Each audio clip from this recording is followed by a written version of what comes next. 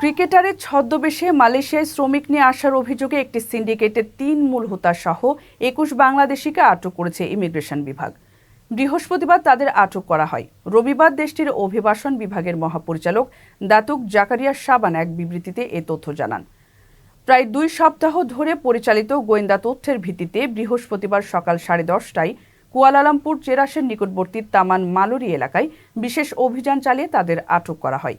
দেশটির অভিবাসন বিভাগের বরাতে সংবাদ মাধ্যম দি সান ডেইলি জানিয়েছে, চুক্তির জন্য সিন্ডিকেটটি শ্রমিকদের থেকে ২ থেকে ৫ হাজার রিঙ্গিত আদায় করত।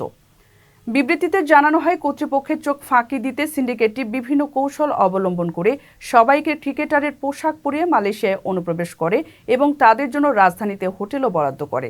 একই সঙ্গে সিন্ডিকেটটি কর্তৃপক্ষকে দেখানোর জন্য বাংলাদেশে ফেরার টিকিটও বুক করে। এ সময় ১৮ কপি বাংলাদেশি পাসপোর্ট, ৯৯০ রিঙ্গিত নগদ নোট ও ক্রীড়া প্রতিযোগিতায় অংশগ্রহণের আমন্ত্রণপত্র জব্দ করা হয়।